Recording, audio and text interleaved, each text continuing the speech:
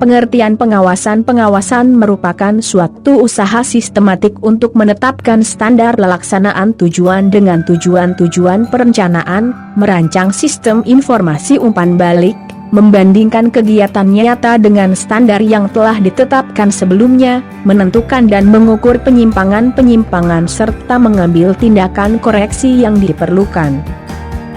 B. Tipe-tipe pengawasan. Donnelly, et al., dalam Zuhad 1996, 302, mengelompokkan pengawasan menjadi 3 tipe pengawasan, yaitu 1.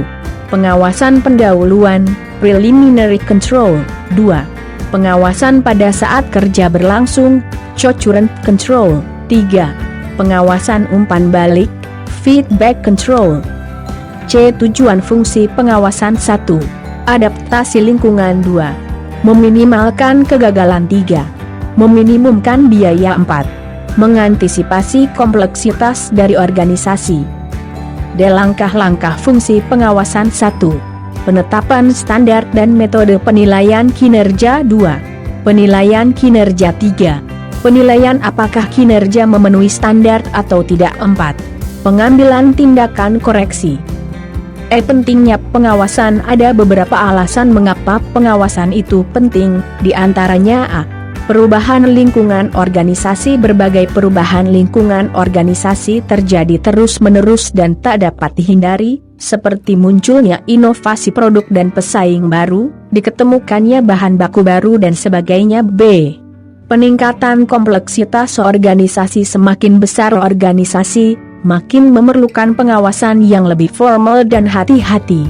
Berbagai jenis produk harus diawasi untuk menjamin kualitas dan profitabilitas tetap terjaga. C. Meminimalisasikan tingginya kesalahan-kesalahan bila para bawahan tidak membuat kesalahan. D. Kebutuhan manajer untuk mendelegasikan wewenang. Bila manajer mendelegasikan wewenang kepada bawahannya, tanggung jawab atasan itu sendiri tidak berkurang. D. Komunikasi, menilai informasi dan mengambil tindakan koreksi. Langkah terakhir adalah pembandingan penunjuk dengan standar, penentuan apakah tindakan koreksi perlu diambil dan kemudian pengambilan tindakan. F. Perancangan proses pengawasan. 1. Merumuskan hasil yang diinginkan. 2. Menetapkan penunjuk hasil. 3. Menetapkan standar penunjuk dan hasil. 4. Menetapkan jaringan informasi dan umpan balik. 5. Menilai informasi dan mengambil tindakan koreksi. G. Bidang-bidang pengawasan strategik. 1. Transaksi keuangan. 2. Hubungan manajer dan bawahan. 3. Operasi-operasi produktif. H. Alat bantu pengawasan manajerial. 1. Manajemen pengecualian, management by exception. 2. Management Information System, MIS. 3. Analisa rasio. 4. Penganggaran. I. Karakteristik pengawasan yang efektif. 1. Akurat. 2. Tepat waktu. 3. Objektif. 4. Terpusat pada titik-titik pengawasan strategik. 5. Realistik secara ekonomis. 6. Realistik secara organisasional. 7. Terkoordinasi dengan aliran kerja organisasi. 8. Fleksibel. 9. Bersifat sebagai petunjukan dan operasional. 10. Diterima para anggota organisasi.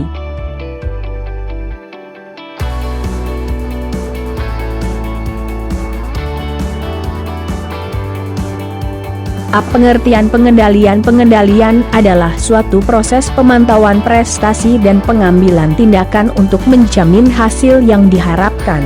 Sedangkan proses pengendalian manajemen adalah proses di mana manajer pada seluruh tingkatan memastikan bahwa orang-orang yang mereka awasi mengimplementasikan strategi yang dimaksud. Proses pengendalian mengukur kemajuan ke arah tujuan dan memungkinkan manajer mendeteksi penyimpangan dari perencanaan tepat pada waktunya untuk mengambil tindakan perbaikan. B. Langkah-langkah proses pengendalian. 1. Penetapan standar dan metode untuk pengukuran prestasi. 2. Pengukuran prestasi. 3. membandingkan hasil-hasil yang telah diukur dengan target atau standar yang telah ditetapkan sebelumnya. 4. Mengambil tindakan perbaikan. Arti penting pengendalian. Tidaklah mungkin untuk membayangkan adanya perusahaan yang sama sekali tidak melakukan pengendalian dalam arti seluas-luasnya. Pengendalian itu perlu agar perusahaan dapat mencapai tujuannya. D. Faktor-faktor yang menciptakan kebutuhan akan pengendalian. 1. Perubahan. 2. Kerumitan. 3. Kesalahan. 4. Delegasi. Elemen-elemen sistem pengendalian. 1. Pelacak, detektor, atau sensor. 2. Penaksir, asesor. 3. Efektor. 4. Jaringan komunikasi.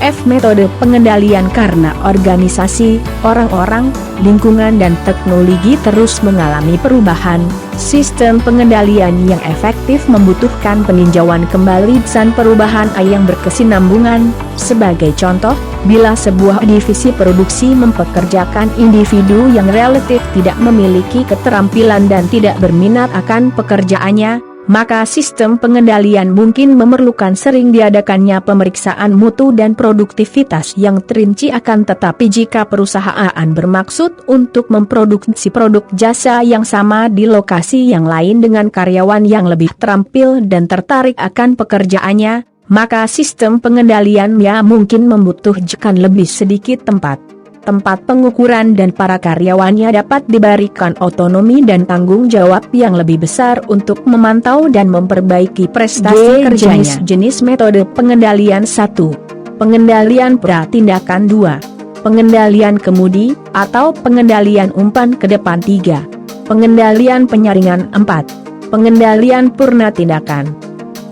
H. Karakteristik sistem pengendalian yang efektif. Akurat. Informasi tentang hasil prestasi harus akurat. Tepat waktu. Informasi harus dikumpulkan, diarahkan dan segera dievaluasi jika hendak diambil tindakan tepat pada waktunya untuk menghasilkan perbaikan objektif dan komprehensif. Informasi dalam sistem pengendalian harus dapat dipahami dan dianggap objektif oleh individu yang menggunakannya. Dipusatkan pada tempat-tempat pengendalian strategik. Masalah dalam penetapan sistem pengendalian yang efektif. 1. Faktor-faktor yang dengan mudah diukur terlalu banyak dititik beratkan, sementara hal-hal yang sulit diukur tidak diberi perhatian yang cukup. 2. Faktor-faktor jangka pendek mungkin terlalu berlebihan ditekankan dengan mengorbankan faktor-faktor jangka panjang. 3. Sistem pengendalian mungkin tidak disesuaikan untuk mencerminkan pergeseran dalam arti penting berbagai aktivitas dan tujuan di kemudian hari.